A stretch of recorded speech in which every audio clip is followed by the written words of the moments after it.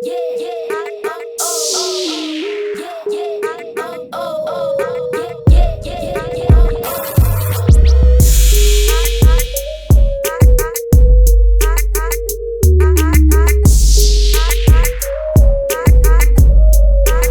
हम conditions of equilibrium की बात करने जा रहे हैं।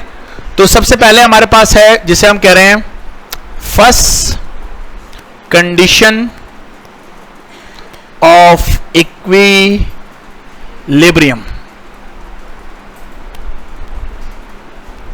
So first condition of equilibrium में हम जिस चीज की बात कर रहे हैं वो बड़ी सिंपल सी स्टेटमेंट है। हम ये कहते हैं कि sum of all the forces acting on a body, या मैं इसको कहूंगा at a point, is zero। तमाम फोर्सेस का जो सम है वो कितना हो जाए मेरे पास, जीरो हो जाए। तो हम इसको कुछ इस तरीके से लिखते हैं। हम ये कहते हैं कि सपोज करें, अब ये मैं डेरिवेशन टाइप थोड़ी सी है लेकिन मैं इसमें ये जो वर्डिंग्स आपको बोल रहा हूँ ये मैं लिख नहीं रहा यहाँ पर, बट आई बिलीव कि आपकी समझ में आ रही होगी। मैं कह रहा हूँ सपोज करते हैं कि हमारे पास एक पॉइंट है और उस पॉइंट पर n फोर्सेस एक्ट कर रही हैं, बहुत सारी फोर्सेस हैं। तो जो पहली फोर्स है वो मेरे पास है F1 वेक्टर फॉर्म में, दूसरी फोर्स हमारे पास F2, तीसरी फोर्स हमारे पास F3, और इसी तरीके से कितनी फोर्सेस हमारे पास Fn, और इन तमाम का जो सम है वो कितना हो जाए हमारे पास, जीरो हो जाए। इसको हम मैथमेटिकली एक ऑपरेटर है जिसे हम कहते हैं समिशन, सम होता है, हम सम करते हैं। तो हम सम कर रहे हैं किसको, तमाम फोर्सेस को सम कर रहे हैं। सम ऑफ ऑल फोर्सेस कितना है मेरे पास, जीरो। अच्छा, ये फोर्सेस अगर आप देखें तो 1 से लेकर n तक है, तो इसके लिए हमने यहां पे लफ्ज लगा दिया, एक सब्सक्रिप्ट लगा दिया जिसे हम क्या कह रहे हैं, i, और i की वैल्यू कहां से कहां तक है, 1 से n तक। तो हम यहां सबमिशन में i is equal to 1 to n लिखते हैं। इस तरीके से हम बात करते हैं। अच्छा, यहां पर मैंने देखा है कई दफा जब मैं ये टॉपिक पढ़ा रहा होता हूं तो बच्चे ना थोड़ा सा अपने आप को कंफ्यूज कर लेते हैं वेक्टर की वजह से, और वो वेक्टर की वजह से क्या कंफ्यूज करते हैं, वो ये जो i है ना उसको क्या समझते हैं, ये कौन सा है, वो यूनिट वेक्टर है। कौन सा, i cap, j cap, k cap. No, ये वो नहीं है, हरगिज नहीं है। ये कुछ भी कह सकते हैं, इसको आप p से रिप्रेजेंट कर दें कि p की वैल्यू 1 से n तक है। समझ आ रही है? तो मैं ये जो वैल्यूज है ना 1 2 3 डॉट n तक जो जा रहा है, इन वैल्यूज को किसी अल्फाबेट से रिप्रेजेंट करना चाहता हूं। तो हमारी बुक ने जो अल्फाबेट की चॉइस ली है वो क्या ली है, आई ली। आमतौर पे आई, फिर जे और फिर के, इस तरीके से हम वैल्यूज को लेते हैं। अब वो वेक्टर से भी बहुत ज्यादा मिल रहे होते हैं। तो मेरा ख्याल है ये बात आपकी क्लियर हो चुकी होगी। This is not the unit vector, please. Okay, अच्छा जी, आई क्या, मैं आपकी बात नहीं समझा, आई क्या लिखा हुआ है, जरा मुझे दिखाएं। आप कौन सी लाइन पढ़ रही हैं, 146 में क्या है,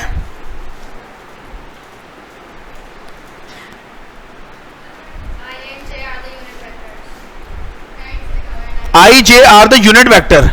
वो ये वाले यूनिट वेक्टर थोड़ी लिखे हुए हैं, वो ये वाले यूनिट वेक्टर नहीं लिखे हुए।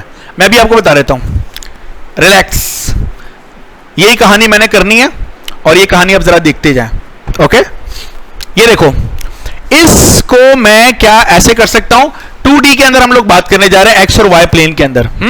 सो मेरा ख्याल ये है कि इस वाली इक्वेशन से अगर मैं बात करूं, सो दिस इंप्लाइज दैट मैं ऐसे कह सकता हूं कि फोर्स के दो कंपोनेंट होते हैं, एक एक्स एक्सिस में और एक वाई एक्सिस में। तो मैं इसको कह सकता हूं कि एक है एफ आई का एक्स कंपोनेंट, ये बात समझ में आ रही है, और एक है मेरे पास एफ आई का वाई कंपोनेंट। तो ये दोनों कंपोनेंट जो है ये किसके बराबर हो जाएं, जीरो के बराबर हो जाएं, ये कहना चाह रहा है वो।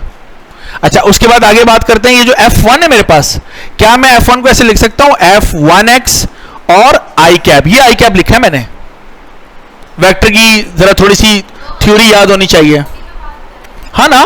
तो F जो वेक्टर है, अगर मैं अलग से आपसे बात करूं, क्या मैं ये बात नहीं जानता, Fx आई कैप, Fy जे कैप, Fz k कैप, इसकी तो हम बात ही नहीं कर रहे 3 एक्सिस की, हम तो 2 एक्सिस की बात कर रहे हैं। तो अगर ये इस फोर्स का नाम है F1, तो f1x i cap f1y j cap, क्या ऐसे नहीं होना चाहिए? मुझे बताइए, अगर इसका नाम f1 है तो f1x f1y और x वाला कंपोनेंट i कैप और y वाला कंपोनेंट j कैप, तो मैं ये तो कर रहा हूं f1x i cap plus f1y j cap, ये क्योंकि वेक्टर है तो वेक्टर के तो कंपोनेंट जब हम बनाएंगे तो x कंपोनेंट को i से और y कंपोनेंट को j से रिप्रेजेंट करेंगे, ठीक है? इसलिए मैंने कहा था वेक्टर की थ्योरी पे कमांड होनी चाहिए इस जगह पर। प्लस थोड़ा सा मैं इसको कोशिश करूंगा आसान जबान में चलें। f2 हमारे पास क्या है? f2 का x कंपोनेंट जिसको i से, f2 का y कंपोनेंट जिसको j से रिप्रेजेंट करूंगा, और ये कहानी मैं करता चला जाऊंगा। अब मैं f3 को नहीं कर रहा, कहां तक? तो fn को मैं क्या करूंगा? fnx i cap fny j cap, क्या ख्याल है? और ये सब किसके बराबर होने चाहिए? तो अगर आप इजाजत दें तो i और i वाले सब एक साथ लिख लीजिए, यानी मैं कह रहा हूं कि f1x plus f2x plus f3x dot dot dot plus fnx और i कैप एक साथ लिख दिया जाए। इसी तरीके से हम कह रहे हैं कि f1y plus f2y plus f3y and up to fny और j cap is equal to 0 लिख दिया जाए, क्या ख्याल है? हाँ, ये मैंने ज्यादा नहीं एक्सपेंड 3 किया है, तो कोई बंदा कहेगा 4 भी करो तो 5 भी करो तो 6 भी करो, तो जगह की कमी की पेश नजर पहले को किया, दूसरे को किया और डायरेक्ट आखिरी को कर दिया, डॉट डॉट लगा दिया ना, तो 3 भी होगा, 4 भी होगा, 5 भी होगा, 6 भी होगा, ऑटोमेटिकली सब होंगे। तो अब जरा जगह थोड़ी सी आगे तो 3 वाला दोबारा मैं ले आया, कोई इशू नहीं इसमें तो, राइट? यहां तक सब सही है? अच्छा, ये चीज अगर आप देखें तो ये चीज हमें बता रही है कि जो समेशन है वो 0 के बराबर है, तो यहां पर इज इक्वल टू 0 का मतलब यह है कि ये कौन सी फोर्स होगी? वो समेशन एफ वाली फोर्स होगी ना, और वो समेशन एफ वाली फोर्स किसके बराबर है? 0 के बराबर है। तो इसका मतलब है कि यहां पर मेरे पास F I X I cap F I Y J cap, ये आई वो वाला आई नहीं है। अब यहां जरा आपको और बेहतर समझ में आएगा। तो अगर मैं कंपेयर करता हूं तो इसका मतलब है आई कैप वाले को आई कैप वाले से कंपेयर करूं तो इसका मतलब यह है कि एफ आई एक्स इससे बराबर है f1x plus f2x plus f3x and up to fnx, और एफ आई वाई को मैं कंपेयर करूं तो f1y plus f2y plus f3y and up to plus fny। क्या ख्याल है आपका? और ये चूंकि ये भी 0 है और ये भी 0 है, तो मैं दिस इंप्लाइज दैट इस सारी चीज को अगर मैं समीशन की जबान में लिखूं तो मुझे कैसे लिखना चाहिए?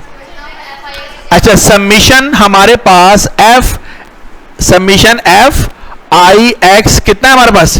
0, और ये i की वैल्यू कहां से कहां तक है? 1 से लेकर n तक। समझ में आएगी बात की? इसको अगर मैं लिखना चाहूं तो summation i is equal to 1 to n summation I Y is equal to 0। तो क्या इस फॉर्म में नहीं लिख सकते इनको?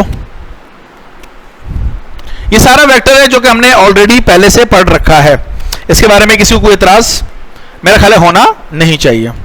तो आई बिलीव सो कि मैं इसको इतना ही सिंपल रहने देता हूं, क्योंकि मैं इससे ज्यादा और अगर मैं अब इसमें एंगल लेकर आ गया तो आप कुछ ज्यादा कंफ्यूज हो जाएंगे। तो वेक्टर की प्रैक्टिस जरा अच्छी तरीके से कर लीजिए। यानी एंगल से मेरे कहने का मतलब है कि अगर मैं इसमें एंगल लिखूं तो मुझे क्या लिखना चाहिए? f1x cos theta 1, f2x cos theta 2, f3x cos theta 3, fnx cos theta n।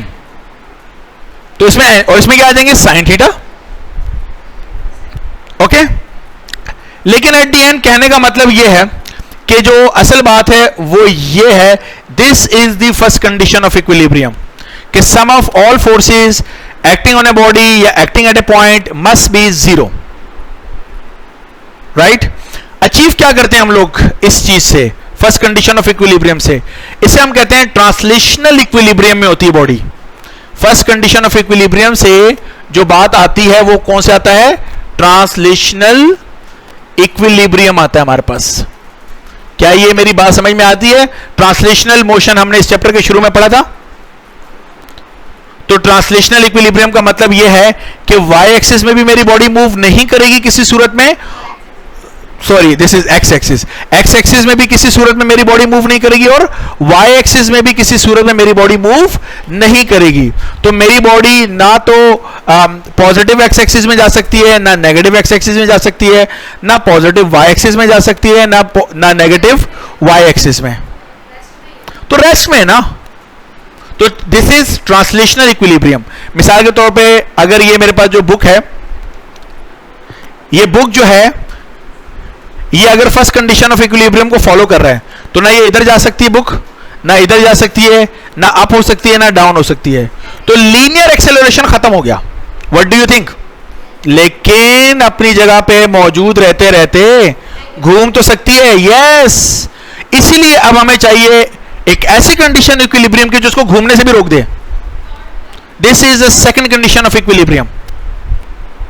और जब कोई चीज घूमती है तो वहां पर कॉन्सेप्ट किसका आ जाता है हमारे पास? टॉर्क का आ जाता है। So now we are moving towards the second condition of equilibrium, जो कि हमें कौन सा इक्विलिब्रियम प्रोवाइड करेगा? रोटेशनल इक्विलिब्रियम जिसे कहते हैं। So first condition of equilibrium से हमारे पास ट्रांसलेशनल इक्विलिब्रियम अचीव होता है और सेकंड कंडीशन ऑफ इक्विलिब्रियम से हमारे पास रोटेशनल इक्विलिब्रियम अचीव होता है।